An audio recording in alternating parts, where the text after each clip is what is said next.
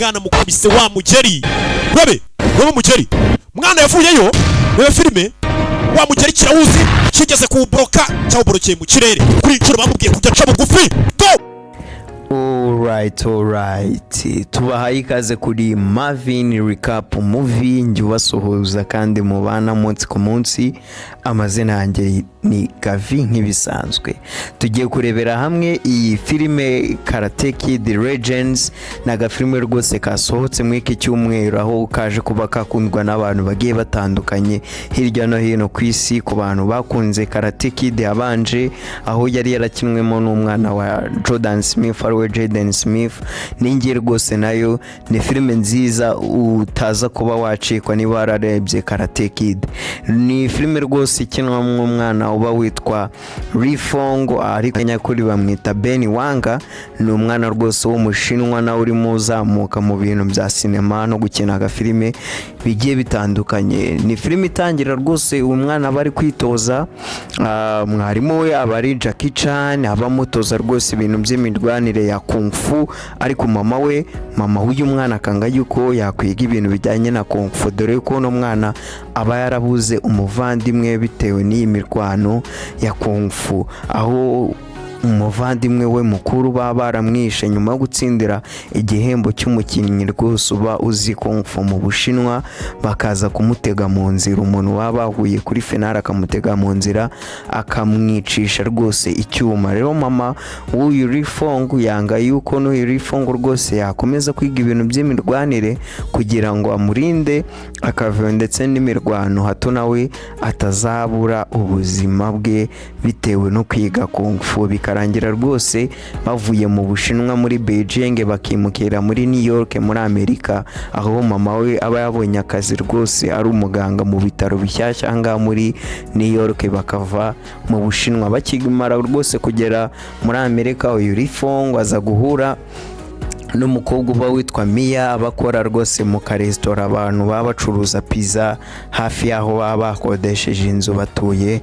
Nuko bagasanga rwose baniga no ku kigo kimwe cy'amashuri, bakaba inshuti, bagatangira kuzajya bajyana rwose ahantu hagiye hatandukanye. Uyu muhungu agatangira kumwigisha Igishinwa, Mia nawe akamwigisha utuntu duke na duke ku mujyi rwose baba bagiyemo mushyashya ari wo wa New York. Uyu rwose Mia aba afite umu ex we witwa Kona Day, aho nawe abakina karate, ari umuntu rwose w'umusore ukubita cyane imigeri myinshi cyane yagutse cyane.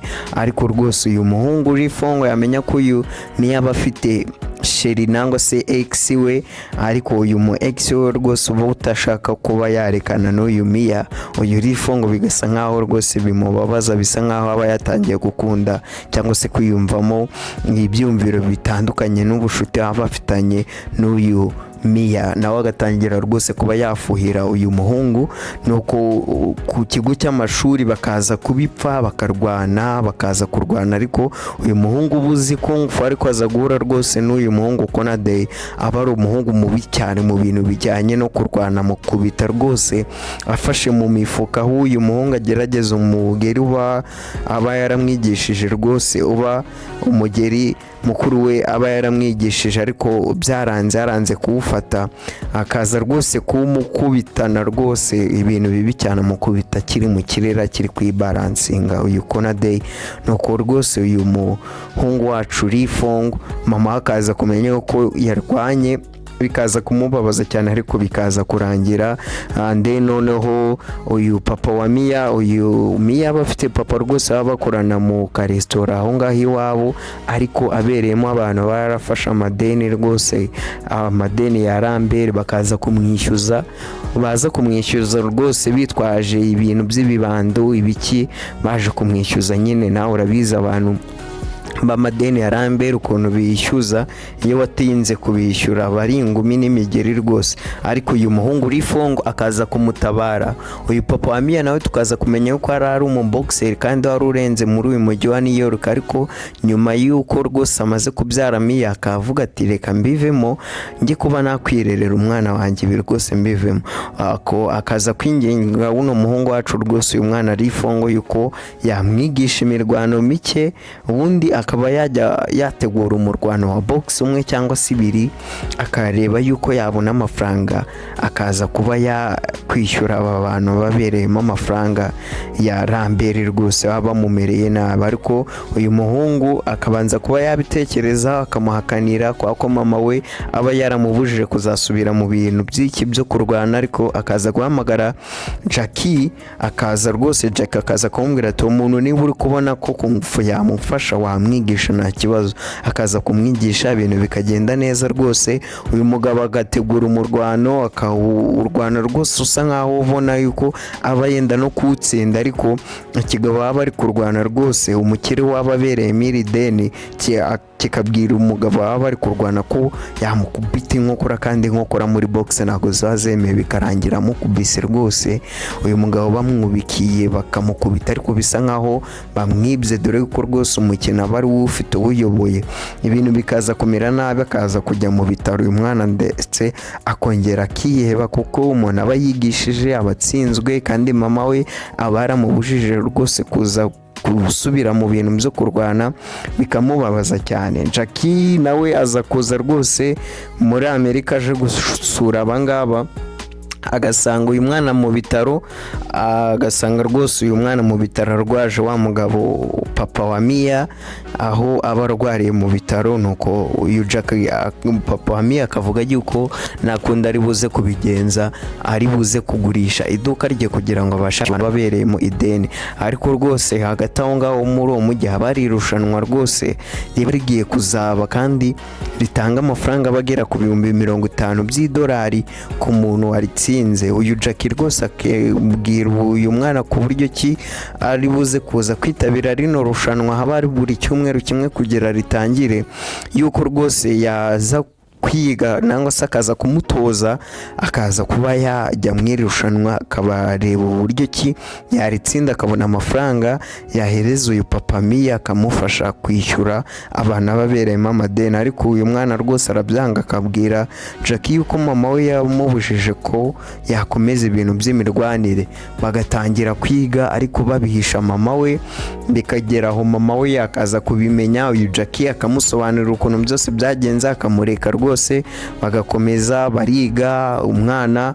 Nuko Jackie akajya kureba rwose undi muntu mu wundi mujyi, uwo muntu tukaza kubona yuko ari Daniel LaRusso. Daniel LaRusso ku bantu barebye season ya Cobra Kai muramuzi rwose, aho aba yarigishijwe no mu master rwose, yaramwigishije imirwanire ya Miyagi, dore yuko rwose Daniel LaRusso abazi karate ndetse na kung fu. Miyagi ni imirwanire ibivanze karate na kung fu, hano aba ari igiti kimwe rwose ariko kiriho amashami abiri. Ayo mashami aba bavuga rero aba ari karate ndetse na kung fu, kuko uno Miyagi aba yaragiye kuroba, abakunda kuroba, ariko umunsi umwe rwose akaza kujya kuroba akabura ifi, akaryama agasinzira mu bwato. aba ari umuyapani, urabizi rwose abayapani ku bintu bya karate nibo bantu ba mbere ku isi. Ubwato bwe rwose bukasanga mukajya ku nyanja y'Ubushinwa, akisanga mu Bushinwa, akagera mu Bushinwa agatoragurwa n'abantu bo mu Bushinwa bakamwigisha kung fu, ndene noneho kung fu igakubitanaho na karate abazi, bikaza kubyara imirwanire ariyo yise Miyagi. Uyu rero Daniel LaRusso we abazi rwose hagati ya kung fu na karate byose ababizi. Jackie yajya kumwifashisha kugira baze gutoza n'umwana Lee Fong ku buryo ki yazabasha gutsinda rino rushanwa riba rigiye kuba muri uyu mujyi. Baramwigisha, icyumweru kigashira, agatangira kuba yajya mu majonjora akarwana n'abantu bagiye batandukanye. Ariko na Kona Day nawe ku rundi ruhande nawe abarwana rwose atsinda, bakagenda ubundi batsinda ama-etape bakaza guhura kuri finali. Ahangaha rwose mama we akaza no kumushyigikira, akamubwira ati noneho ubu ngubu ntabwo uri kurwana wenyine, ubu ni mama Lee Fong, ariko amubwira ati genda ubikorere mukuru wawe bishe, ubikorere umwarimu wawe, ubikorere papa Mia, dore yuko abangaba rwose baba bamaze kuba babwirana yuko bakundana, kugira rwose akaresitora kabo babashe kuba bakagumana, kandi abashe kuba yakwishyura n'undi n'umuntu wabereyemo amadeni rwose. Abangaba baza kurwana uyu Konade ndetse n'uyu Rifong bahurira kuri finali bakaza kurwana umurwano rwose w'agatangaza aho baza kurwana, ariko filime rwose nako uyu murwano ugatangira Konade arimo akubita rwose uyu muhungu Rifong ibintu rwose bikomeye cyane, imigeri yo mu maso mu gatuza ahantu hose baba bari kurwanira ku manota 8 ku muntu uba uri buze kugera amanota 8 mbere y'undi nuba uburaza kuza gutsinda, cyangwa se umuntu ubura kubitakaho undi naze kuba yakongera kubyuka nango sazanzamuke akaba ari uza kuba yatsinda. Ahangaha rero uno Rifong baza kumukubita rwose ingumi akaza kuryama hasi, dore ko bamubarira kuva kuri 1 kugera ku 9, ariko umusifuzi nangwa se arbitre buri gusifura hino match abagiye kugera ku 10, uyu Rifong akaza guhaguruka bakaza kurwana bakaza kunganya amanota 7 kuri 7, hasigaye rwose inota rimwe. Uyu muhungu ari umugeri aba yaritoje rwose gukubita, yaragerageje no kukubita uyu Konade, ariko uyu Konade aza kugarurira hejuru. Baramumutoza rero uyu Daniel Larusso ndetse na Jackie baramutoza bakamubwira uburyo ki yazamukubita, ariko yaciye hasi akaza rwose kuza guca hasi, we yarazi ko araza guca hejuru akaza kuba yanyura hasi akamwubikira ubundi akareba uburyo ki yamukubita. Uyu muhungu rero azamuka ibirere, uyu Konade akamureba cyane azi ko agiye kuba yamukubitira hejuru, uyu muhungu akahita ajya hasi rwose akamuswata akamukubita ikintu rwose imeze nka jido, ubundi akahita akubita rwose mu gatuza bikarangira uyu Rifong ariwe utsinze iro rushanwa, akaza gutsindira 50,000. Papa we rwose nako akayahereza papa wa Maya amafaranga akishyura abantu ababereyemo amadeni, yarafashe inguzanyo za Ramberi.